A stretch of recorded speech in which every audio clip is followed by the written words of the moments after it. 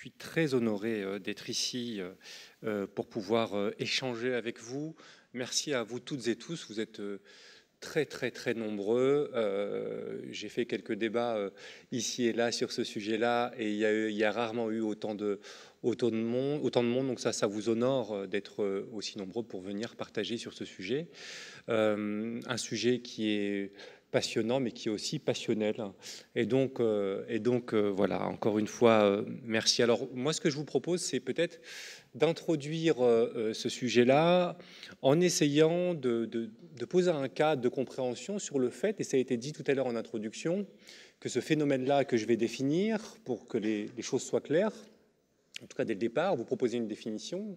Ce sujet-là, cette forme de rejet-là, elle résonne, contrairement à d'autres formes de racisme qu'on peut retrouver que dans les milieux très xénophobes, c'est une forme de rejet qu'on retrouve dans tout le champ politique. Et on le retrouve dans tout le champ politique, il s'exprime sous des formes différentes, mais il s'exprime à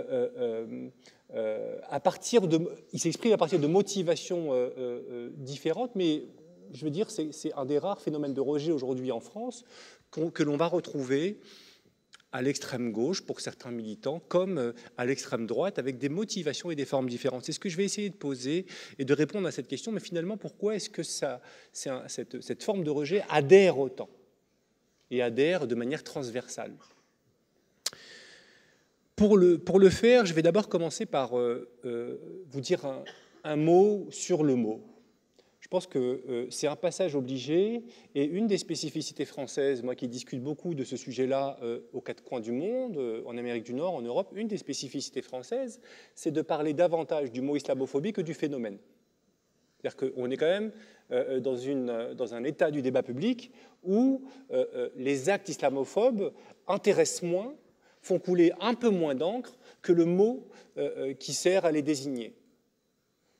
Donc il y a toute une série de crispations autour du terme, et ces crispations-là, ces résistances-là autour du terme islamophobie méritent, en tout cas elles ont du sens et méritent d'être creusées.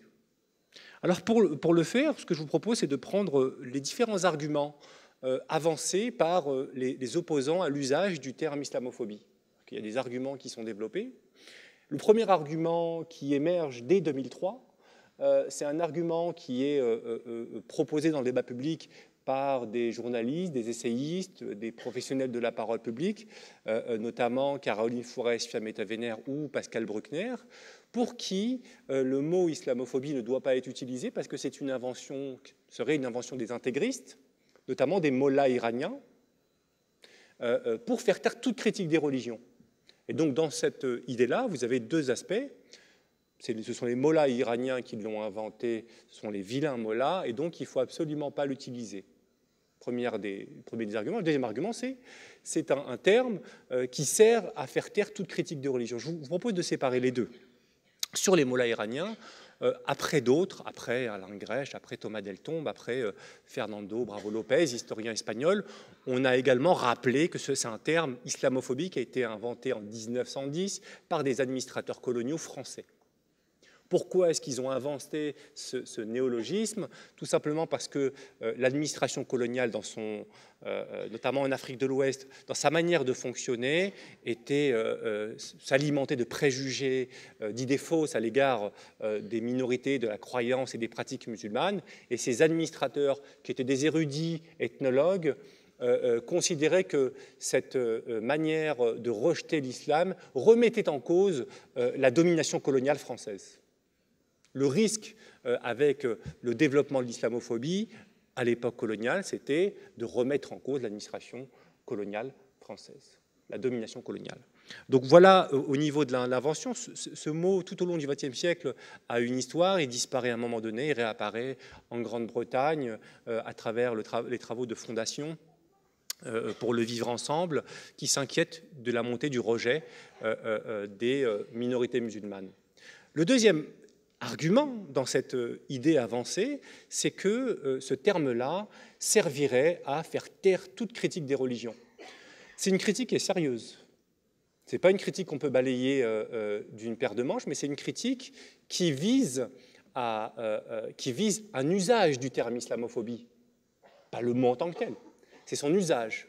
Et effectivement, il y a beaucoup de mots dans notre vocabulaire, il y a beaucoup de mots, y compris des concepts qui servent à désigner des formes de racisme, qui sont utilisés pour faire taire la critique, qui sont instrumentalisés.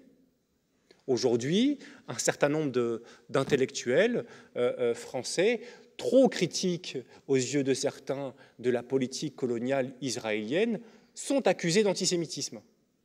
Ce qui est critiquable dans ces accusations-là, le problème, ce n'est pas le mot antisémitisme. Il est nécessaire pour désigner une forme de racisme particulière avec une histoire hyper douloureuse, en Europe en tout cas. Mais le problème, c'est l'usage du terme antisémitisme par des intellectuels, des journalistes, qui veulent faire taire toute critique du gouvernement israélien et de sa politique dans les territoires occupés. Donc vous avez cet exemple-là, on voit très bien que le problème, c'est l'usage. La même critique peut viser le mot islamophobie. Et effectivement, on a, alors de manière assez rarissime, parce que finalement, c'est un mot qui sert à faire taire toute critique des religions, et on demande, elles sont où il est où cet usage du mot islamophobie pour faire taire toute critique des religions? Après, on a du mal à nous dire qui l'a fait. On nous dit, attention, c'est possible, mais qui l'a fait? C'est très peu fait, mais il arrive que ça se fasse. Il arrive que des associatifs, y compris des leaders d'associations musulmanes, etc., utilisent le terme islamophobie à tort ou à travers. Il arrive que dans des discussions quotidiennes, un désaccord puisse se transformer en accusation d'islamophobie. Je l'ai entendu, je l'ai vu, c'est un vrai souci. Tout comme l'est l'accusation de racisme à partir du moment où il y a un désaccord. Mais ça ne disqualifie pas le mot. Troisième élément, c'est le suffixe phobie. Effectivement, ce n'est pas parfait, parce que d'un point de vue sémantique, le suffixe phobie renvoie à une peur irraisonnée. Et on ne peut pas condamner une peur. Mais le suffixe phobie, depuis le début du XXe siècle, sert aussi à désigner des formes de racisme et des formes d'ostracisation. Parce que si on n'utilise aucun mot avec le suffixe phobie, à ce moment-là, on ne parle pas de xénophobie, on ne parle pas d'homophobie. On applique la même critique à ces termes-là. Pourtant, ils nous servent à désigner des réalités. Donc c'est un mot qui est imparfait. C'est un mot qui est imparfait, c'est vrai, mais il s'est imposé. Il s'est imposé dans les organisations internationales, il s'est imposé dans le milieu académique. Il s'est imposé parce qu'il est défini de manière rigoureuse. Et je pense que la définition que vous avez donnée tout à l'heure, elle est bonne. Comme toute forme de racisme, l'islamophobie, c'est un processus d'assignation identitaire. C'est un processus de réduction de l'autre à un signe, à un attribut. L'autre, et là l'attribut, c'est l'appartenance religieuse, qu'elle soit réelle, assumée, ou qu'elle soit présumée. Si vous saviez le nombre aujourd'hui de personnes avec un nom arabe qui sont athées et qui subissent l'islamophobie, parce qu'ils sont considérés comme musulmans. Si vous saviez le nombre d'Arabes athées intellectuels qui disent « nous les musulmans », pour se défendre et se positionner dans le débat public. Et je vous renvoie au film, très beau film de Samia Chala, Madame la France et moi, où le point de départ de son film, c'est ça. Elle est dans un débat sur Arte avec Daniel Cohn-Bendit, et elle se retrouve à dire « nous les musulmans ». Samia Chala ne croit pas en Dieu. C'est une militante féministe qui a fui la guerre civile. Elle était menacée par la guerre civile en Algérie, qui s'est installée en France, qui a fréquenté au départ les milieux plutôt éradicateurs, dont une partie de ces milieux-là s'est très engagée dans le discours, la production de l'islamophobie en France, et de le rejet des musulmans et de l'islam pratiqué, en tout cas, est visible. Et donc c'est ça, un phénomène de réduction de l'autre. C'est comme toutes les formes de racisme, c'est un phénomène de racialisation. D'assignation identitaire. Et donc, là, il y a deux conséquences à ce phénomène-là. La première chose, c'est que vous niez la pluralité d'un individu. Vous le réduisez à son islamité présumée. Et donc, vous niez sa pluralité. L'individu n'est que ça. Il est musulman. Et finalement, c'est ce qui, dans son comportement, c'est ce qui est le plus déterminant. Donc, vous niez la pluralité de l'individu. Il n'est plus ouvrier. On en parlait tout à l'heure. Il n'est plus dunkerquois. Tout ça, ça passe à la trappe. Il est musulman, catégorie générique, c'est ça qui l'écrase. Première des choses. Et vous niez la pluralité collective, la pluralité communautaire, entre guillemets. C'est-à-dire que le groupe musulman, sociologiquement parlant, c'est un groupe atomisé, comme tous les groupes sociaux. C'est plusieurs millions de personnes en France qui est traversé par des clivages d'âge, des clivages sociaux, des clivages d'origine, des clivages de position sociale, d'opinion politique, des clivages nationalistes, des clivages théologiques pour certains, ceux qui sont inscrits dans la religion. Et donc c'est un groupe qui est complètement fragmenté. Et donc cette catégorie musulmane, c'est une reconstruction imaginaire. Ce que je dis sur la racialisation, il y a un miroir à la racialisation par l'extérieur, c'est l'auto-racialisation. J'insiste rarement là-dessus, mais ce qu'on observe aujourd'hui, c'est des musulmans qui eux-mêmes s'auto-racialisent. Eux-mêmes se réduisent et nient leur propre pluralité. Souvent par effet d'assignation. Il y a une forme d'intériorisation de cette manière d'être réduit à sa foi, sa culture, son origine. C'est pernicieux comme jeu. Hein. Et parfois, ça contribue à entériner le préjugé. Parce que quand on se réduit qu'à un élément de son identité, souvent par le rejet, hein, ça c'est un des effets souvent défensifs de l'assignation et des formes d'oppression, on coupe tout ce qu'il y a de commun avec les autres. Donc un déni de pluralité. Donc vous voyez bien que dans ce discours-là, comment ça se traduit ? Eh bien, ça se traduit par l'idée que finalement les musulmans, c'est une forme de grand groupe, solidaire de manière organique. Et quand il y a un attentat, quand il y a une horreur commise au nom de l'islam, aux quatre coins du monde, au nom du discours islamophobe, la première chose qui est demandée, c'est ce qui est demandé aux musulmans, c'est de se désolidariser. C'est quoi le postulat de cette injonction? Le postulat de l'injonction à la désolidarisation, c'est la solidarité. C'est le point de départ. Donc forcément, un certain nombre de musulmans refusent, mais d'autres acceptent, sans se rendre compte du piège qui est présent dans la question. Si les musulmans veulent condamner en leur nom, personnellement ou au nom de leur association, libre à eux. Je parle de l'injonction et de ce qu'elle recouvre comme logique d'amalgame. L'islamophobie aujourd'hui en France, et ça a été notre thèse forte avec mon collègue Abdelali Hadjat, avec qui j'ai écrit le livre qui est paru en 2013, c'est que derrière l'islamophobie, son expression, il y a une remise en question, une remise en cause de la légitimité présentielle, symbolique, de la présence musulmane en France. C'est ça l'enjeu. L'enjeu de la construction d'un problème musulman, entretenu chaque semaine, chaque jour. Vous avez une polémique, une phrase, une déclaration. On appelle ça des dérapages. Je me demande si c'est des dérapages ou si on n'a pas redessiné les routes. Vraiment. Est-ce que ce sont des dérapages ou est-ce que les routes sont devenues complètement tortueuses?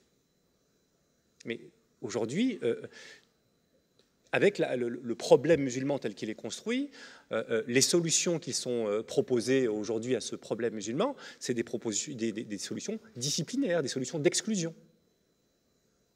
qui renvoient la même chose à un problème de légitimité, à une remise en cause de la légitimité de la présence musulmane. Bourdieu aurait parlé d'immigration post-coloniale. Lors de l'affaire du voile, Pierre Bourdieu a dit, vous avez fait référence à Bourdieu, il a dit derrière l'autorisation ou non du port du voile dans les écoles et collèges publics se cache la question de la légitimité présentielle de l'immigration postcoloniale. Je ne le cite pas parfaitement, mais l'idée est là, chez Pierre Bourdieu. Donc c'est une question de fond. Et à l'avenir, c'est une question qui va prendre de l'ampleur. Donc aujourd'hui, la légitimité, elle est remise en question objectivement dans certains espaces.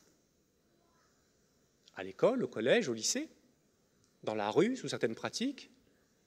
Le débat, c'est à l'université, oui ou non?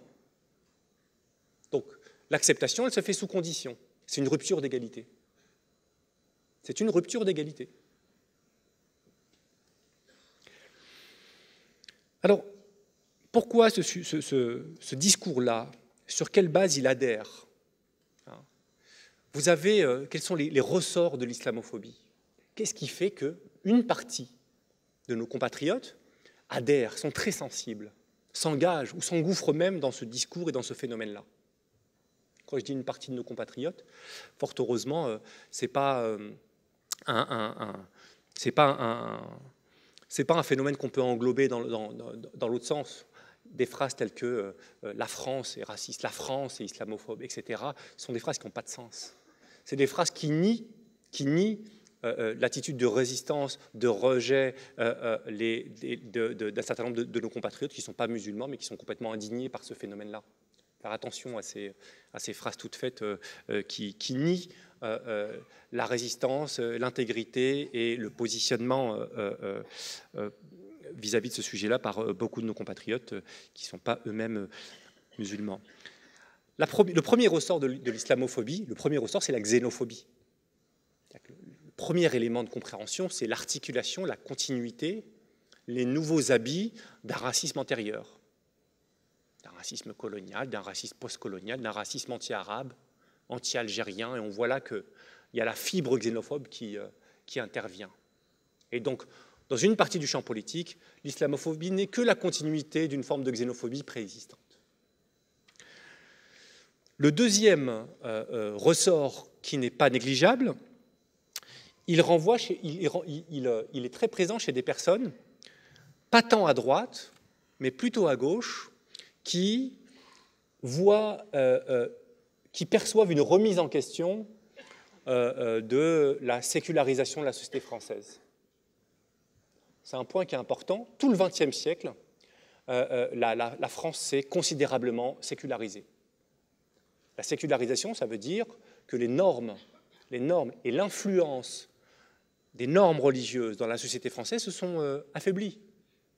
Et on voit très bien avec la trajectoire de l'Église catholique notamment, avec une baisse du taux de pratique, une religion qui s'est considérablement modifiée, la crise des vocations, et puis finalement l'influence de l'Église catholique au cours du XXe siècle s'est considérablement abaissée. Un certain nombre de personnes perçoivent l'émergence d'une nouvelle religiosité visible comme une remise en question de cette trajectoire de sécularisation de la société française. Il faut bien savoir qu'un certain nombre de personnes ont dans leur histoire familiale un contentieux avec le religieux de manière générale. Et que l'émergence d'une nouvelle religiosité visible qui se fait entendre et qui arrive, elle vient heurter cette histoire-là. Et donc là, on n'est pas dans la question raciste ou pas raciste. On est dans la question rapport aux religieux de manière générale d'une partie de la société française. Une partie non négligeable, y compris à gauche, où la tradition anticléricale a une longue histoire dans l'émergence de la République, sa construction, son maintien, etc. Et ça, c'est sur cette histoire-là, sur ce ressort-là, adhère une partie du discours islamophobe. Alors, tous ceux qui sont anticléricaux ne sont pas islamophobes, c'est pas ce que je dis. Que les choses soient claires. Et je vais même plus loin, certaines fédérations et certains leaders qui s'inscrivent dans le courant de la libre pensée se sont opposés fermement à toutes les lois d'interdiction qui touchaient des citoyens, des usagers, au nom du principe de laïcité, celle qu'avait défendue le rapporteur de la loi de 1905, Aristide Briand, celle que défendaient Ferry, Jaurès et consorts au moment du vote de cette loi. C'est-à-dire une loi qui était basée sur un principe de séparation et une exigence de neutralité qui se limitait à l'État et à ses fonctionnaires, et non pas à cette néo-laïcité qui tend à étendre le devoir de neutralité à des personnes ou à des lieux qui n'étaient pas concernés. Les usagers, les entreprises, les personnes sous contrat privé, de droit privé, etc. Qui n'étaient pas concernés par la loi de 1905. Donc c'est un point qui me paraît important de souligner. Vous avez également, notamment à l'extrême gauche, des personnes qui ont peut-être pas suffisamment creusé ce qu'écrivait Marx ou Engels sur le rapport aux religieux, qui n'ont gardé que la phrase « la religion est l'opium du peuple ». Et donc c'est une espèce de filtre, d'obstacle qui empêchent l'émergence des vraies contradictions, des vrais rapports, l'émergence des conflits de classe et des rapports de domination tels qu'ils sont perçus dans la culture, dans la tradition marxiste. Et donc, au fond, la religiosité, l'identité, c'est un obstacle au grand soir, à la révolution et aux vraies luttes sociales. Marx et Engels n'étaient pas aussi méprisants des religieux et de la religion que ce bout de phrase pris et séparé de son contexte peut le laisser sembler. Donc ça, c'est un point qui me semble important. Et on voit très bien qu'il y a une gêne vis-à-vis de la question de la religiosité, y compris quand c'est la religiosité des enfants, des personnes des classes populaires qui est visée, au nom de cette inscription philosophique, de l'inscription dans ce courant de pensée. Je pense que l'enjeu aujourd'hui, c'est comment dépasser ces obstacles-là. L'enjeu aujourd'hui, et y compris pour beaucoup de militants politiques que j'entends parler sur la question des mobilisations, c'est comment dépasser cet obstacle-là. Mais on voit très bien que le discours islamophobe peut s'articuler à un rejet, un discours anti-religion, à une haine de la religion. Donc là encore, c'est très différent de la question de la xénophobie ou d'une posture nationaliste. Il peut y avoir des passages, c'est une autre question. Et puis, je dirais un mot pour finir sur la question du contexte international. Bien évidemment, le contexte géopolitique a une influence sur les rapports entre minorité et majorité. Bien sûr qu'on vit une période troublée, violente, compliquée. Et je ne parle pas que de la question très récente des réfugiés, il y a la question des guerres impériales, de l'intervention des puissances occidentales dans les pays arabo-musulmans, des questions géopolitiques et de leurs effets, du démantèlement d'un certain nombre d'États, et donc de la guerre civile en Algérie au début des années 90. Et on voit très bien que la France, qui est au cœur de cette politique internationale, qui est présente et qui a une histoire très particulière avec les pays arabes, notamment du côté du Maghreb, est une caisse de résonance de tous ces mouvements géopolitiques qui dépassent la vie de la plupart qui dépassent chacun d'entre nous en termes d'enjeux. La question géostratégique, la question du pétrole, ça nous dépasse les uns et les autres, mais en tout cas, ça a des conséquences sur l'actualité sociale et politique depuis un certain nombre de décennies. Et si on remonte à la question des ouvriers, parce que pour moi, c'est une clé, ce qui s'est passé dans les usines françaises au début des années 80, vous l'avez rappelé, à Talbot, Poissy, à Peugeot, à PSA, enfin, ça s'appelle PSA maintenant, à Peugeot, à Aulnay-sous-Bois. Ce qui s'est passé dans ces usines au début des années 80 préfigure ce qui se déroule depuis lors. Vraiment. Rappelez-vous ce qui s'est passé, un conflit de classe, le tournant de la rigueur, le tournant néolibéral de la rigueur, où vous avez la gauche du gouvernement, le Parti socialiste au pouvoir, sous le Premier ministre, c'était Pierre Mauroy, qui lâche les ouvriers, une bonne partie des ouvriers. On a des plans de restructuration, des plans de licenciement massifs, et au début des années 80, il faut l'autorisation du gouvernement pour pouvoir licencier. Qui sont les premiers visés par ces plans de licenciement? Les OS maghrébins. Et du coup, les OS maghrébins se mobilisent dans ces usines. C'est un conflit dur avec la CGT, en premier lieu, et d'autres syndicats, mais principalement la CGT. Et ils se mobilisent. Et quelles sont les revendications? 1, le maintien des emplois. 2, l'amélioration des conditions de travail. Un conflit de classe classique. Mais il y a 2 éléments qui vont être repris. Le premier élément, c'est que dans la liste des revendications, notamment à Poissy, les ouvriers demandent que pour leur temps de pause, une salle soit aménagée pour qu'ils puissent faire la prière. C'est une des revendications. Pourquoi ils revendiquent ça, les ouvriers maghrébins au début des années 80? Parce que depuis 1976, à Renault-Billancourt, c'est possible. Et pourquoi c'est possible à Renault-Billancourt depuis 1976? Parce que le patronat y trouve son intérêt, parce que les consulats y trouvent leur intérêt, parce que les syndicats y trouvent leur intérêt, tout le monde y trouve son intérêt. Ça pose de problème à personne qu'on laisse une salle pour les ouvriers, les OS, qui sont des ouvriers de passage dans l'esprit de beaucoup à l'époque. Donc il y a cette revendication-là. Deuxième élément tangible, au début des années 80, vous avez des leaders syndicaux maghrébins qui mobilisent en arabe parce qu'une partie des ouvriers ne maîtrise pas le français. Et qu'est-ce qu'ils disent? Inch'Allah, on va gagner. Tahia la CGT. c'est ce qui est dit. Regardez les vidéos, allez sur le site de l'INA et vous avez ce type de revendication-là. Ces deux éléments, et puis le troisième, c'est peut-être qu'à l'heure de la prière, vous avez 4-5 ouvriers qui se mettent dans un coin, qui font leur prière et qui reviennent reprendre les banderoles. Ces trois éléments tangibles vont être sous l'impulsion du cabinet du ministre du Travail, du patronat, de la direction des entreprises, des services de renseignement également, très inquiets de ce qui se passe depuis la révolution iranienne de 1979. C'est ça le contexte, c'est la révolution islamique en Iran. Les inquiétudes vont faire diffuser l'idée qu'il y a une manipulation de la grève par des intégristes. Et donc, une partie de la presse, pas tous les médias, une partie de la presse reprend l'information, une partie de la presse la contredit. Mais une partie la reprend. Et on retrouve même des caricatures où vous voyez des voitures sortir à la chaîne couvertes d'une burqa. Ça fait rire aujourd'hui, mais c'était des caricatures qu'on retrouvait dans la presse. D'accord ? Et donc, première construction contemporaine du problème musulman. C'est un point qui est important, parce que, souvenez-vous du contexte. Tournant libéral, il faut casser le mouvement ouvrier, il faut casser cette lutte sociale.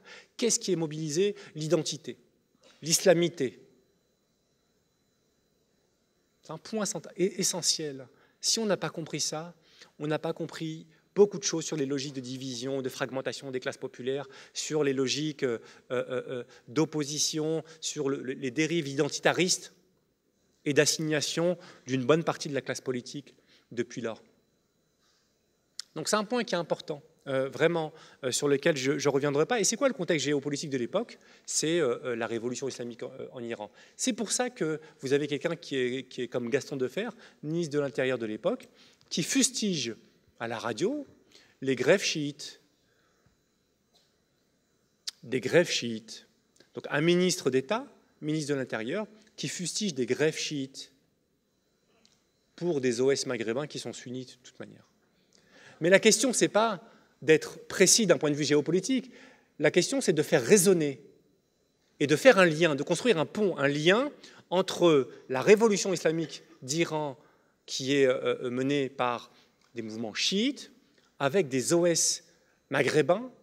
Très peu s'intéressent sur ce qui se passe en Iran. En tout cas, ce n'est pas le cœur de leur mobilisation, le cœur de leur sujet de discussion, tel que les historiens nous le rapportent. Et qui sont ciblés par ce type de stigmatisation. Dernière chose, nous avons, dernier ressort, et celui-là il est transversal. Vous savez, il y a un débat actuellement, je regardais dans la presse, et je voyais que la porte-parole du mouvement les Républicains, Lydia Guirous, disait « Les militants ont tranché, nous sommes pour l'assimilation et pas l'intégration ». Ils ont tranché pour l'assimilation et pas l'intégration. C'est une opposition qui est... c'est une opposition, c'est un déplacement qui est rhétorique. Notre culture républicaine, jacobine, a toujours été assimilationniste. Alors bien sûr, depuis le début des années 80, la montée des mouvements antiracistes, des revendications antiracistes et pour l'égalité ont atténué considérablement cette obsession de cette norme d'homogénéité nationale, la nécessité de normaliser les comportements dans un même moule, etc. Mais l'assimilationnisme fait partie de notre culture politique. Et ça aussi, c'est un des ressorts c'est un des ressorts importants pour comprendre le rejet de la visibilité et de l'altérité musulmane aujourd'hui. C'est un des ressorts importants parce qu'au fond, l'idée d'intégration, c'est une idée d'intégration sous condition. Condition de ne pas être trop visible religieusement, donc de ne pas porter un foulard, de ne pas forcément avoir une longue barbe, de ne pas trop parler de religion, de pas trop. Et donc il y a toujours de trop au nom de cette norme-là. Et l'enjeu, et je pense que Edoui en dira quelque chose, et c'est ma dernière phrase, c'est justement de concevoir un commun, y compris d'un point de vue très symbolique, qui rompt concrètement avec cette question-là. Ma collègue Michel Tribala a écrit un livre sur la fin de l'assimilationnisme. J'ai eu envie de dire Mabrouk, Mazel Tov, c'est très bien la fin de l'assimilationnisme, parce que c'est une des conditions pour imaginer un cadre, un imaginaire commun. C'est une des conditions. Je vous remercie.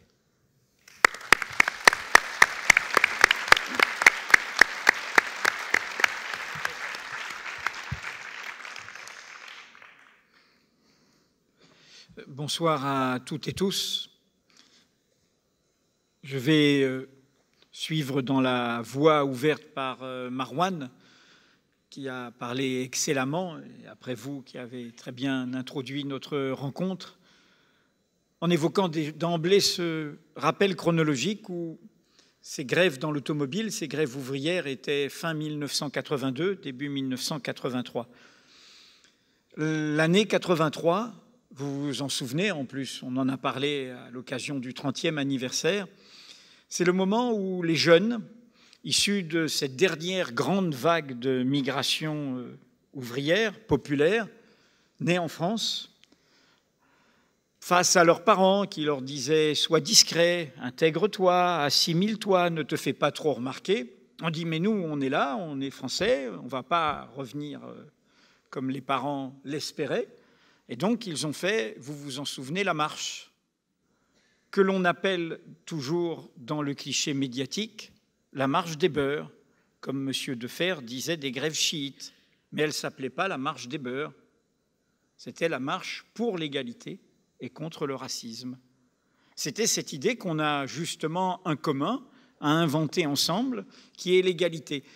Ces années 82-83 ne sont pas indifférentes, c'est le moment où, dans cette dernière grande vague de migration postcoloniale, ceux qui sont nés au pays deviennent majoritaires, à ce pays-ci, à ce pays, la France, et qu'ils sont la France, et qu'ils veulent à leur tour l'inventer. Et donc, si nous parlons d'islamophobie, c'est pour nommer, car pour combattre, il faut nommer, ce qui a été fait pour construire un obstacle à ce que toute cette partie de notre peuple puisse faire du nous, pour commencer à la rejeter en disant « eux ». Il y a nous et eux ne sont pas nous. Donc, en effet, les assigner, ne plus voir leur diversité, leur pluralité, les essentialiser derrière les mots islam, musulman, avec un imaginaire de peur, de violence. Au bout du compte, et j'y reviendrai, et ici, dans cette région, on peut d'autant plus le comprendre, au bout du compte, il s'agit d'effacer une partie du peuple. Il n'y a plus d'ouvriers, il n'y a plus de peuple, il y a des musulmans, il y a des islamistes, il y a des beurs, mais il n'y a pas le peuple qui réclame ce ressort essentiel de la promesse républicaine qui est l'égalité. J'ai le droit d'avoir des droits, j'ai le droit d'inventer des droits, sans distinction d'origine, de naissance, de condition. C'est ça le mouvement d'une république vivante, pas d'une république punition, pas d'une république qui nous immobilise, pas d'une république qui ne veut que protéger l'ordre établi, l'ordre existant, l'ordre de ceux qui ont déjà leur part du gâteau. Et quand je dis effacer le peuple, cela a été très bien décrit par Marwan, la fixation sur l'apparence renvoie à cela. Le voile, le foulard, la nourriture, le halal, les lieux de prière, c'est effacé. Il ne faut pas que vous soyez visible au prétexte, et j'y reviendrai à mon tour, d'une critique ou d'une lutte contre la religion. Donc moi, je voudrais, en complément, au fond, expliquer pourquoi j'ai fait ce livre pour les musulmans, pourquoi je l'ai appelé ainsi, et pourquoi ce dont nous parlons ce soir n'est pas simplement de parler d'une situation dont sont victimes une partie d'entre nous. Non, c'est de faire du nous, y compris ce soir, et de se dire que ce dont nous parlons nous concerne tous, nous requiert tous, nous interpelle et nous oblige, dans le moment de trouble, d'incertitude dans lequel nous sommes, à trouver la voie du commun. Car nous avons de quoi faire levier. Nous sommes en 2015 et l'année a commencé, vous le savez, les 7, 8 et 9 janvier par ces crimes, ces attentats. Charlie Hebdo, la policière et ensuite l'hypercachère. 3 assassins, 3 enfants perdus de notre République qui se sont réclamés d'une religion qu'ils connaissaient bien peu, dans leur chemin qui croyait être de fierté, qui fut un chemin de perdition, trouvant une idéologie totalitaire. Donc on en parle des frères Kouachi et de Koulibaly. Mais le paysage de la France, le visage de la France, ce jour-là, c'était aussi les 17 victimes d'apparence, de croyances, d'origines diverses, parmi lesquelles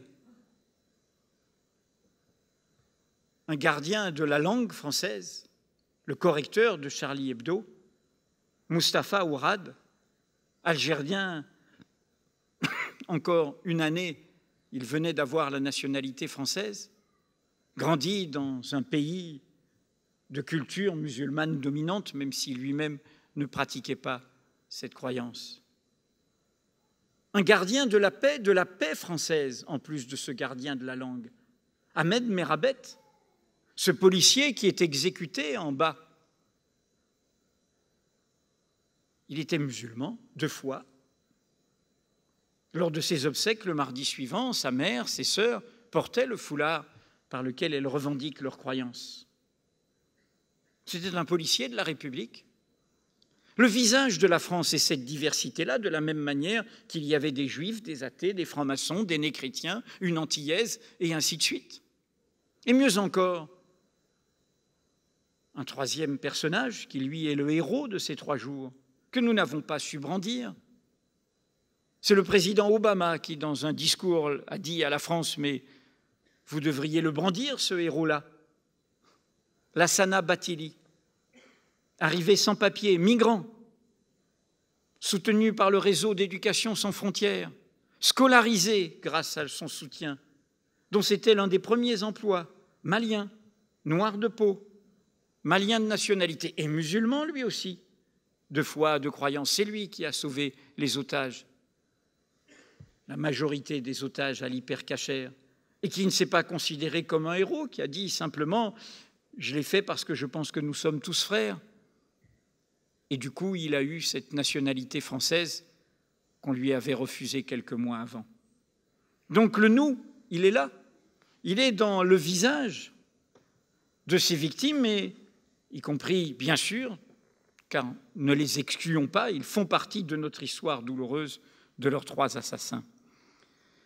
Alors, ce nous, en faisant pour les musulmans, c'est ce que j'ai voulu inviter à construire. J'ai voulu à la fois dire non au monstre de la haine, de la guerre de tous contre tous, de la division au nom de l'origine, de la croyance, de la religion, cette ruse des dominants qui dit au peuple « tapez-vous les uns sur les autres, comme ça j'ai la paix tout en haut ». Et j'ai voulu aussi tendre la main pour nous secouer, pour nous réveiller, pour montrer qu'il fallait mettre fin à l'indifférence. Pour les musulmans, aurait pu évidemment s'appeler pour la France, pour les minorités, pour le commun, pour nous. Mais en l'appelant pour les musulmans, c'était une façon d'ancrer cet acte dans notre histoire, et dans une histoire républicaine très précise. Tout le monde se souvient, on l'enseigne à l'école, on le brandit dans l'image de prétention universelle de la France, du fameux J'accuse d'Émile Zola, au moment de l'affaire Dreyfus. C'était en janvier 1898. C'était le laboratoire intellectuel à ce moment-là de la résistance à ce qui allait être la catastrophe européenne. Le surgissement de l'antisémitisme moderne sur fond de vieil antijudaïsme chrétien. La désignation, l'installation, l'accoutumance à un bouc émissaire principal par des mots, par des rejets, par des préjugés, pour installer une idéologie de l'inégalité au cœur de l'humanité. Nous connaissons l'histoire, 40 ans après. Nous savons que ces mots du préjugé antisémite ont produit une idéologie meurtrière qui a commis contre les Juifs et aussi contre les Tziganes ce crime contre l'humanité. Tuer des hommes, des femmes, des enfants parce qu'ils étaient nés juifs. Nous savons comment ce crime a été permis par l'installation de ce préjugé. Ce qu'un écrivain suisse alémanique a résumé d'une formule formidable, Max Frisch, pire que le bruit de bottes, le silence des pantoufles. Ce qui fait que l'on détourne la tête, que l'on s'est habitué à ne plus voir, que l'on ne tend plus la main, que l'on est indifférent. Alors j'ai voulu faire écho à ce moment-là. Je n'ai pas voulu dire aujourd'hui le sort des musulmans en France, c'est le sort des Juifs dans les années 30. Il faudrait dire qui est Hitler, il faudrait trouver les camps de concentration et la solution finale. Non, j'ai voulu remonter 40 ans avant. J'ai voulu lancer l'alarme en espérant qu'elle sera entendue pour éviter justement que nous dévalions la pente vers la catastrophe. Car ce Zola qui écrit ce « j'accuse », dans un moment qui restera un moment de la conscience universelle, essentiel pour notre modernité, y compris pour ce que nous disons aujourd'hui. Qui était quoi? Qui était de dire, au fond, l'injustice faite à un seul, au nom de son origine, concerne tout le corps social. Dreyfus est un officier, un capitaine de l'état-major, un peu hautain, bourgeois, militaire, culotte de peau. Et dans le contexte qui va être au ressort des 2 guerres mondiales à venir, de l'affrontement entre la France et l'Allemagne, il est fabriqué comme espion allemand, sur la base d'un dossier trafiqué, sur la base d'un mensonge total. Le ressort, c'est le préjugé. Maurice Barrès, dont vous entendrez souvent le nom aujourd'hui chez nos islamophobes médiatiques, l'homme qui chante la terre, les morts, l'écrivain nationaliste non sans talent, qu'est-ce qu'il dit le jour de la dégradation du capitaine Dreyfus? Que Dreyfus est coupable, je le déduis de sa race. Pas besoin de preuves. Il est coupable parce qu'il est né juif.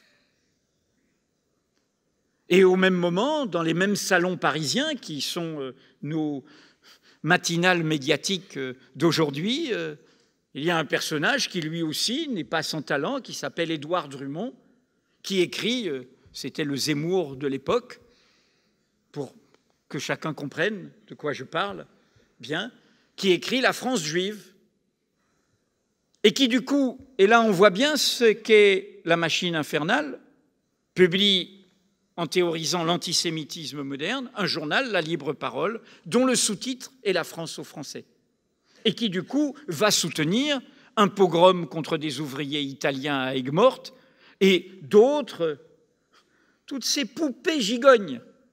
Vous mettez en place un bouc émissaire principal en le diabolisant, les Juifs c'est l'argent, alors qu'il y avait toute une classe ouvrière populaire venue des shtetl d'Europe centrale, évidemment, un mouvement ouvrier juif, donc c'est Rothschild, donc c'est l'argent, donc c'est le bouc émissaire, y compris qui met la confusion dans le peuple ouvrier. Et puis, comme vous dites, comme ils disent plutôt aujourd'hui, l'islam, les musulmans, c'est la violence, c'est l'invasion. Et donc vous mettez en place ce bouc émissaire principal, mais du coup, sous la poupée principale, vous vous habituez au reste. Vous vous habituez aux autres hiérarchies. En clair, le levier de cette installation du bouc émissaire principal, c'est celui qui va diffuser dans la société l'idéologie qui est au cœur des idéologies totalitaires qui ont ravagé le continent européen, qui ont un fondement intellectuel. Nous naissons inégaux pour eux. Les hommes sont supérieurs aux femmes, des civilisations sont supérieures à d'autres, des nations sont supérieures à d'autres, des religions sont supérieures à d'autres. On ne peut pas combattre l'idéologie totalitaire de Daesh si on n'est pas au clair, nous aussi, sur cette question de ce poison qui, par la désignation d'un bouc émissaire principal, nous habitue à hiérarchiser les humanités. Et c'est un engrenage terrible et qui n'épargnera personne. Ce que disait formidablement bien un auteur que vous avez cité et que j'adore, Frantz Fanon, dans Peau noire, masque blanc, où il disait, mon professeur de philosophie à Fort-de-France, devant une classe d'élèves antillais, nous disait toujours, quand vous entendez dire du mal d'un juif, dressez l'oreille, on parle de vous. Alors il dit, je pensais qu'il nous disait simplement, on est tous frères. Et finalement, j'ai réfléchi, il nous disait quelque chose de plus subtil. Derrière tout antisémite se cache un négrophobe. Je rappelle toujours cela à ceux qui prêtent une oreille trop complaisante aux dieudonneries. L'origine ne protège de rien, la naissance ne protège de rien. Nous avons tous rendez-vous avec notre humanité. Et notre humanité, c'est en allant vers l'autre que nous la trouverons. Et donc, dire pour les musulmans, c'est dire oui, il y a un bouc émissaire principal, et si vous êtes indifférent à l'installation de ce bouc émissaire principal, c'est vous-même qui allez rentrer dans l'engrenage des inégalités. Alors je l'ai intitulé pour les musulmans, et c'est bien pour ça qu'il n'a pas été discuté par nos adversaires, car je leur ai pas tendu un piège, je leur ai rafraîchi une mémoire. Au nom, justement, du refus de la concurrence des mémoires, de la concurrence des victimes, de l'égalité de toutes les souffrances, du refus de la sacralisation d'un crime, j'ai parlé du génocide, qui ferait oublier d'autres crimes, par exemple les crimes coloniaux. Parce que Zola, et très curieusement, les livres d'histoire sur l'affaire Dreyfus ne le rappellent pas avec insistance, 20 mois avant son fameux J'accuse, où tout d'un coup il rentre dans la bataille et il en paiera le prix lourd jusqu'à probablement être assassiné par un anti-dreyfusard, parce que Zola, 20 mois avant, tout d'un coup sort de son silence, il était installé, bourgeois, reconnu, société des gens de lettres, il pouvait être académicien, officier de la Légion d'honneur, etc., riche chez les Rougon-Macquart, tout ça, sa série de romans marchait formidablement bien. Et tout d'un coup, il fait un article en une du Figaro, qui était déjà plutôt un journal conservateur, où il n'est pas mention de Dreyfus, qui déjà depuis 2 ans est à l'île du Diable à Cayenne, où il n'y a qu'une minorité de jeunes, notamment libertaires, qui s'occupent du sort de Dreyfus. Et tout d'un coup, il fait, et ça barre toute la une du Figaro, pour les Juifs.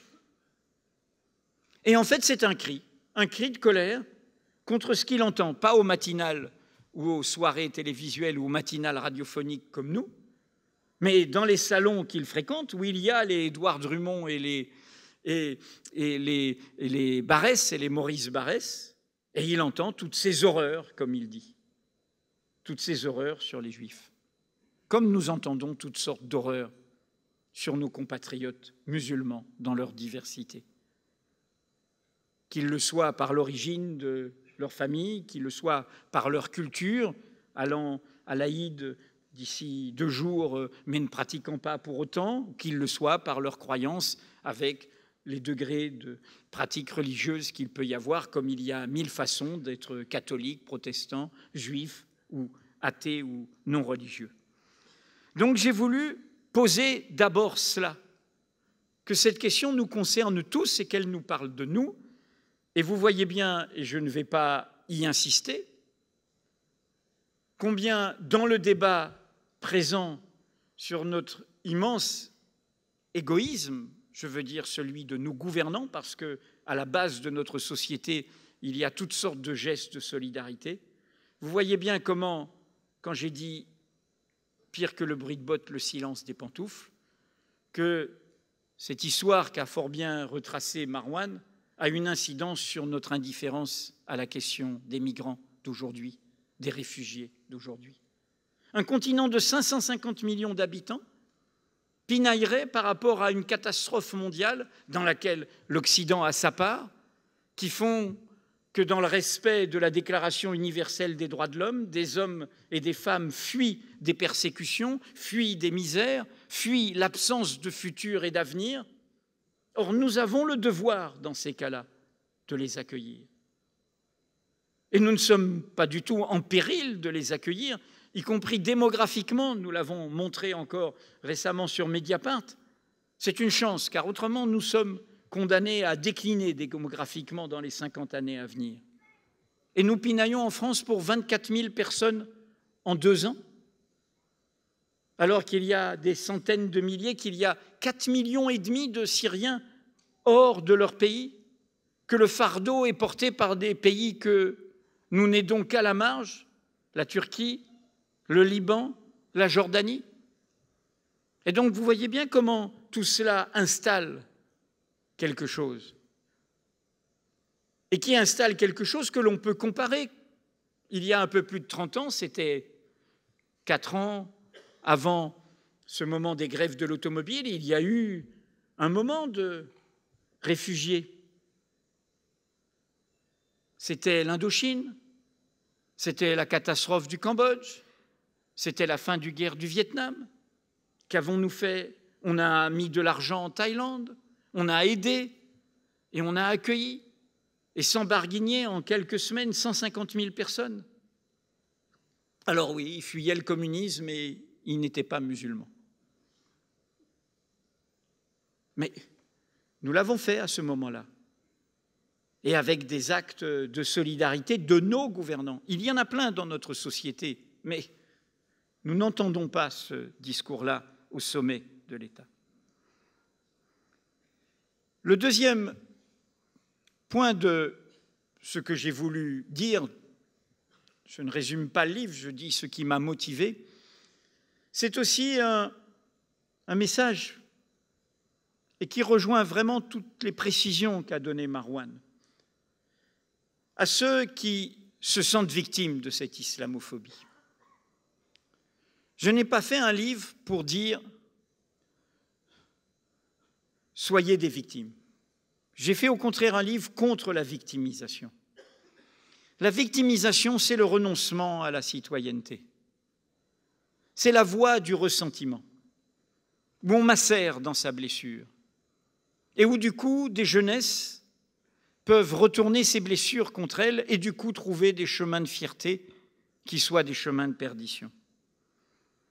Donc j'ai fait aussi ce pour les musulmans pour dire à nos compatriotes d'origine, de culture, de croyance musulmane, vous êtes la France. L'islam appartient à la France. Et l'on peut être en France, français et musulmans, pas l'un sans l'autre, pas l'un contre l'autre, pas l'un malgré l'autre, pas l'un au-dessus de l'autre. Et donc soyez pleinement des citoyens, battez-vous comme des citoyens. Inventez votre islam de France et d'Europe, vous-même. Venez au chemin de toutes les causes communes à partir de votre expérience concrète. Soyez dans ce n'importe qui de la promesse démocratique, ce scandale formidable de la promesse démocratique, sans distinction d'origine, de naissance, de diplôme, de fortune. J'ai le droit de m'en mêler, j'ai le droit de protester, j'ai le droit de voter, j'ai le droit d'être candidat, j'ai le droit d'être élu, j'ai le droit de gouverner. Et derrière, il y a une question essentielle qui est, dans ce nous, comment faire peuple? Quel est le peuple dont nous parlons? Et là, nous avons tous ensemble quelque chose à bousculer dans les fausses évidences de notre discours politique, de sa vulgate, que ce soit à droite ou à gauche. La France, sur une très longue durée, qui va même au-delà de sa longue relation à son empire colonial, la France est un pays multiculturel. C'est une Amérique de l'Europe dans la constitution de son peuple. Et nous sommes face à un discours politique dominant qui, quand on dit multiculturel, brandit tel un crucifix face au diable, communautarisme. nous devons revendiquer ce divers qui est en nous. Et qui est en nous, interrogez-vous chacun sur votre histoire familiale, sur vos habitudes culinaires, sur vos goûts musicaux, sur vos descendances, sur les relations, les couples qui se font. C'est pour ça qu'à la fin du livre, je rappelle, moi je suis un Breton d'outre-mer. J'ai grandi dans les Caraïbes, à la Martinique jusqu'à l'âge de 10 ans et jusqu'à 18 ans dans l'Algérie après l'indépendance. J'ai eu un père qui a grandi dans le catholicisme et une mère qui a grandi dans le protestantisme. Et je peux vous dire, quand dans les années 40, un catholique et une protestante, ça se rencontre à Rennes, c'est tout juste si ce n'est pas un sunnite et une chiite qui veulent se marier à Bagdad. Et je pourrais remonter en disant qu'au niveau de mon grand-père paternel, le mariage avait été arrangé par le grand-oncle chanoine, comme cela s'est fait parfois dans l'Atlas marocain. Ce que je veux dire, c'est qu'on est tous faits de cette histoire qui fait qu'après, moi j'ai découvert, je suis le premier plénel non baptisé. Je pense qu'il y a des spiritualités diverses et variées et qui peuvent être aussi profanes. J'ai grandi dans la créolisation du monde métissé de la Caraïbe. J'ai connu un islam divers, varié et tolérant. Nous parlions de Tlemcen, où j'avais beaucoup d'amis avec madame tout à l'heure, en Algérie. Et ma compagne est issue de l'immigration juive d'Europe centrale. Et je suis ce résultat-là, ce tout-monde, comme dirait le poète Édouard Glissant. Nous sommes tous faits de ce divers-là. Et ce divers est notre force. Ce qu'il aurait fallu brandir après janvier, c'est exactement cette phrase. Et c'est pour ça que je parlais du visage de la France à travers les victimes de janvier, contre ceux qui n'aiment pas la France telle qu'elle est, telle qu'elle vit, telle qu'elle travaille, telle qu'elle s'invente, qui voudraient la refermer, qui voudraient l'immobiliser. J'ai donc rappelé la formule de Nelson Mandela. Quand, à la fin de l'apartheid, il a voulu éviter que, et Dieu sait s'il y avait des raisons, vu ce qu'était ce crime d'apartheid, que l'Afrique du Sud sombre dans la guerre de tous contre tous, et notamment de la majorité noire contre la minorité blanche qui avait été oppressive. Et que fait-il, Mandela, à ce moment-là? Il dit « We are a rainbow nation ». Nous sommes une nation arc-en-ciel. Alors bien sûr, cette parole n'a pas résolu tous les problèmes sociaux, économiques, de corruption, et y compris récemment, entre populations noires d'Afrique du Sud, il y a eu des affrontements ayant des logiques racistes. Mais cela a libéré les énergies d'un peuple, cela l'a mis en mouvement, cela a permis de rentrer dans l'histoire, de faire son histoire, de l'inventer, au lieu de se diviser, de se fractionner. C'est cette question des causes communes. Les causes communes, c'est faire un chemin ensemble. Et pour faire un chemin ensemble, il faut avoir l'imaginaire du peuple que nous sommes, qui est ce peuple profondément fait de migration, dans un pays qui s'est lui-même, y compris dans ses frontières intérieures, construit comme un empire. Je rappelle toujours, comme une provocation à la pensée, le mot pour dire, depuis longtemps en français, quelqu'un qui parle mal français, on dit celui-là, il baragouine, je ne comprends rien à son baragouin. Et d'où vient-il ce mot? Et il date d'il y a 3 siècles au moins. Dans ce tiers-monde de la France, annexé au royaume français qui était la Bretagne, où on était très pauvre, où on était misérable, où on était confit dans la religion catholique, obscurantiste, disaient les suceaux-curés, on fuyait la disette et on allait à la ville, chercher du travail, on migrait, et on ne parlait pas un mot de français. Et donc on demandait bara, du pain, gouine, du vin. On est toujours l'immigré de quelqu'un. On est toujours l'étranger. Et l'étranger, comme vous le savez, c'était le cas déjà dans la Grèce antique, ce peut être Zeus. Zeus hospitalier. Ce peut être le commun que les croyants identifieront à un Dieu qui nous visite. J'en termine en venant à la 3e raison, 3e ressort de ce livre, au-delà de tout ce qu'il développe et qu'il rappelle sur l'histoire française. Ce livre pose une question sur comment nous allons, je viens de dire, libérer les énergies, la France arc-en-ciel, comment nous allons trouver les moyens de sortir de l'ornière dans laquelle nous sommes, comment nous allons remettre en mouvement notre énergie collective, comment nous allons essayer de nous sauver nous-mêmes dans un moment où nous savons tous que la politique, c'est la représentation politique est en crise et qu'elle nous déçoit profondément. Pour moi, cela passe par le fait non seulement de voir la France telle qu'elle est, mais de penser la démocratie, non pas comme la loi de la majorité. Bien sûr, pour élire un représentant, il faut 50+1. Encore qu'il y a des débats, notamment un intellectuel belge l'a rappelé récemment, en revisitant l'histoire de la démocratie, où on peut parfois se dire pourquoi pas le tirage au sort. Après tout, y compris quand il y avait la peine de mort, on tirait au sort des jurés qui discutaient de la vie ou de la mort de quelqu'un. Il y a d'autres mécanismes pour choisir des représentants. Mais bon, le mécanisme habituel, 50+1.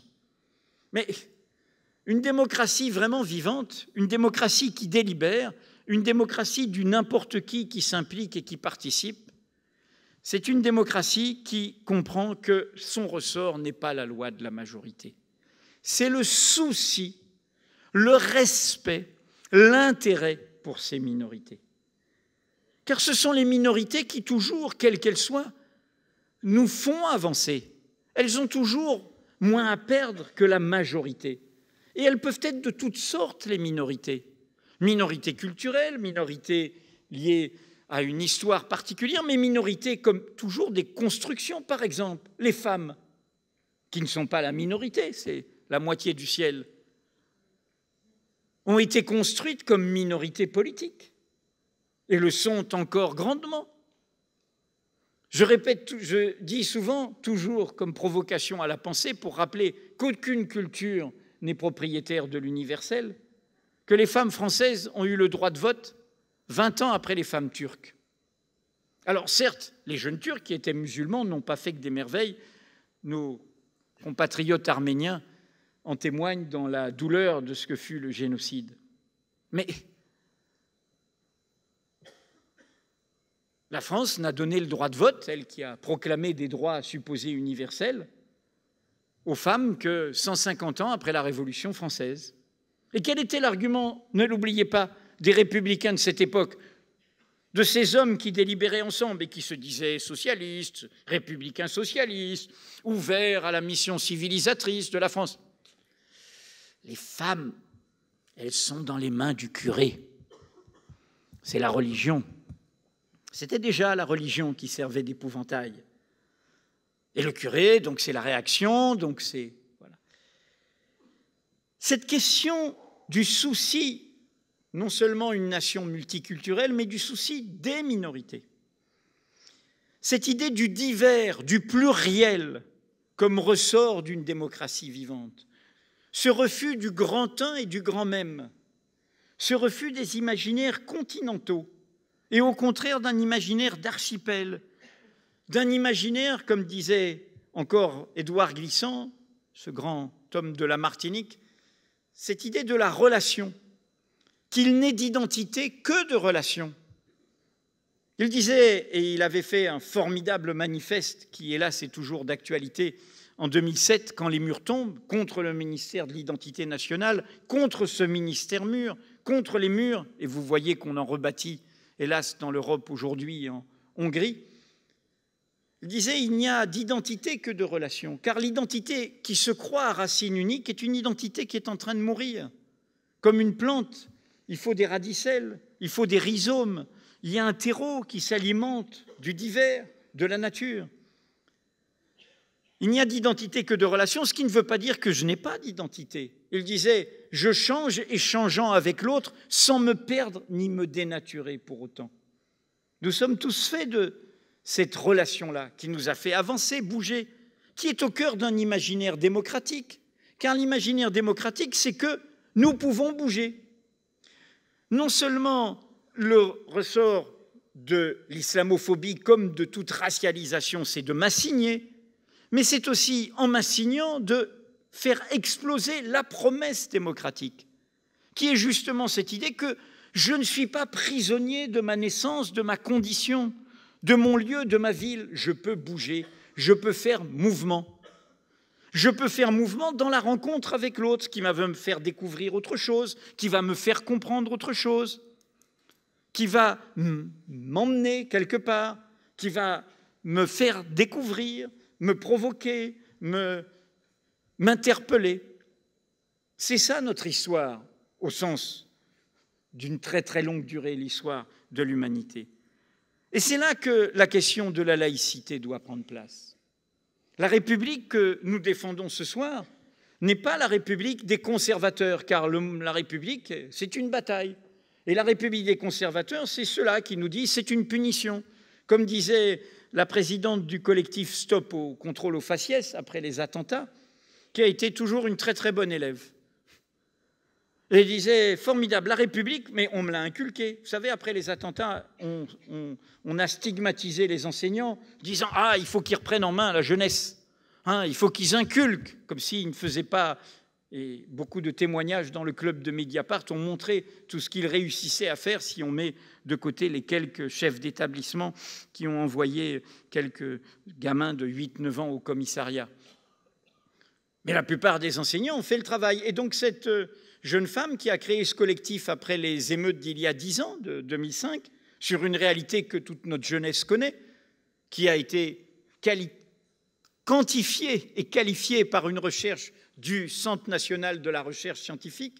Aujourd'hui, si vous êtes musulman d'apparence, jeune d'extrême apparence, noir de peau, vous avez entre 7, 8 et 11 fois plus de risques d'être contrôlé par la police. Et c'est le seul acte de la police dont elle n'a pas à rendre compte, qui est dans un total arbitraire, d'où la promesse numéro 30 non tenue des promesses du président Hollande, non tenues, hélas, comme d'autres, qui étaient se récipicer pour obliger, dans cette relation à une jeunesse, où c'est souvent sa première relation à l'autorité, les forces de l'ordre à ne pas créer du désordre, donc à justifier leurs actes. Et donc, je reviens à cette jeune femme qui a créé ce collectif. Elle dit, mais l'inculcation, ça fonctionne. Le problème, c'est l'expérimentation. C'est quand on est dehors, justement, et comment ça va se passer. Et donc, comment on va faire chemin? À quel mur on va se heurter? Et les murs, ils existent. Tous ces murs concrets que rencontre la jeunesse, et notamment la jeunesse de nos quartiers populaires. Alors pourquoi je dis que ça a à voir avec la République vivante, la République qui fait mouvement, la République qui n'assigne pas, qui n'immobilise pas, la République qui n'est pas punitive, la République qui propose un idéal? Comment demander à une jeunesse de ne pas céder à des idéologies totalitaires si on ne lui propose pas un idéal? La jeunesse, c'est le moment où, quand même, on a moins de bagages, on peut risquer, on peut s'inventer, et tant mieux, et bousculer. Alors pourquoi je lis ça à la laïcité? C'est que l'événement dont parlait Marouane de 1905, fait par des républicains politiquement libéraux, c'est-à-dire issus de l'affaire Dreyfus et comprenant que les droits de tous sont liés à la liberté de chacun. Ces 4 hommes qui ont porté cette loi, Aristide Briand, Jean Jaurès, Francis de Pressensé, le premier président de la Ligue des droits de l'homme, Ferdinand Buisson, l'auteur du dictionnaire pédagogique, futur prix Nobel de la paix, contre leur propre camp où il y avait des républicains conservateurs qui immobilisaient dans cette bataille de crispation laïque la République et qui, du coup, elle n'avait pas d'agenda sur les questions sociales, elle n'avait pas d'agenda sur la durée du travail, sur les caisses de sécurité sociale, sur les retraites. C'était Suceau-Curé, les Corbeaux Noirs, dans un face-à-face qui arrangeait l'Église dominante, l'Église catholique. C'était le concordat, fille aînée de l'Église, une hiérarchie conservatrice de l'Église catholique, et de l'autre côté, la République qui avait son bouc émissaire, à sa façon. Et eux, ils ont fait tomber ça en disant On sort de ce face-à-face. Ce face-à-face nous fait piétiner. Et ils ont fait, rendez-vous compte, en 1905, un événement. J'ai rappelé l'antisémitisme tout à l'heure et l'histoire, hélas, n'était pas finie. Ils ont tout simplement mis du pluriel. La loi de 1905 est dite loi de séparation des églises et de l'État. Ils ont proclamé que les cultes minoritaires étaient égaux aux cultes majoritaires. Alors certes, ils ont oublié l'islam par préjugé colonial, d'empire colonial, oubliant qu'il y avait la plus vieille mosquée de France, était à La Réunion, elle sera inaugurée au début de l'année 1905. Et bien sûr, après, on pensera à faire une grande mosquée à Paris pour le sacrifice des tirailleurs, parce que quand il y avait la guerre, on n'oubliait pas les musulmans pour le sacrifice. Mais ils l'ont oublié. Mais pour les protestants et pour les juifs, ils ont dit à égalité, 3 religions. Et donc, ils ont proclamé quelque chose d'essentiel qui est de dire, il y a du pluriel, il y a de l'égalité entre tous ces pluriels, vous avez la liberté de conscience. Ils n'ont pas dit, contrairement à ce que vous entendez dans des résumés médiatiques erronés, que la religion était une affaire privée. Ils ont dit que c'est une affaire personnelle. Non seulement ils n'ont pas dit que c'est une affaire privée, mais il faudrait le rappeler quand même. Ils considéraient, étant des républicains rationalistes, ils pensaient que les croyances religieuses étaient une opinion inventée par les hommes, qu'elles n'étaient pas de droit divin. Ils avaient du respect. Mais ils pensaient que c'est une opinion. Mais comme ils étaient démocrates, ils respectaient toutes les opinions. Donc ils considéraient que cette religion qui était une opinion, on avait le droit de la défendre dans l'espace public. Il n'est pas suffisamment rappelé que la loi de 1905 autorise les processions religieuses. Parce que c'est une opinion. On peut manifester pour son travail, on peut manifester pour des libertés, on peut manifester en solidarité avec d'autres, et on peut manifester aussi pour sa croyance. C'est l'énoncé exact de cette loi. Et à l'époque, je termine parce que je suis un peu trop long, à l'époque, un des parlementaires dans cette assemblée d'hommes laïcistes sectaires interpelle Aristide Briand et veut demander qu'on interdise le port de la soutane dans l'espace public. Sus au corbeau noir, je ne veux plus les voir. Et Aristide Briand lui dit, mais nous sommes des libéraux, des démocrates, c'est la liberté individuelle. Vous savez, chers collègues, si vous voulez vous promener en robe, n'hésitez pas. Et là, rire gras de, pas vous, mais rire gras de l'assemblée masculine sur le thème, voilà, vous êtes excentrique, allez-y, chacun fait comme il veut. Quel est l'événement de cette loi et qui rejoint la question que je voulais vous poser des causes communes pour sortir du piège dans lequel on essaye de nous entraîner et qui est un piège mortifère dont nous ne réchapperons pas. L'événement, c'est que dans le peuple croyant majoritaire, celui de la norme dominante, cela a fini par le libérer. Il y avait une hiérarchie catholique conservatrice, mais les chrétiens, du coup, on leur a dit, vous venez tel que vous êtes. C'est le soupir de la créature sans espoir dont parle Karl Marx. Tu es ouvrier, tu vas à la messe le dimanche. On a une réunion sur nos salaires et sur nos revendications. Ok, moi je ne vais pas à la messe et je suis contre les idéologies religieuses, mais on se retrouve ensemble. Tu portes ta croix, mais tu viens tel que tu es. Et tu viens tel que tu es pour qu'on discute de ce qu'on a en commun. Et du coup, ça donne quoi, le catholicisme social, la jeunesse ouvrière chrétienne, la jeunesse étudiante chrétienne, témoignages chrétiens, la CIMAD, service œcuménique d'entraide, autant d'organisations, et beaucoup d'entre vous le savent, qui dans les moments de rendez-vous moraux de notre histoire républicaine ont été souvent plus au rendez-vous que certains laïcistes convaincus qui disaient « sus aux religions ». Je pense à 1940 et à l'abandon des élites françaises face à la collaboration. Je pense à la torture et aux guerres coloniales. Voilà ce que je voulais rappeler, pour dire en clair que derrière cette question, il y a comment on se met en branle. Il n'y a pas simplement de tendre la main à d'autres qui seraient blessés. Il y a de comprendre que c'est nous qui sommes en jeu derrière tout ça. Je termine juste par une phrase de Fanon.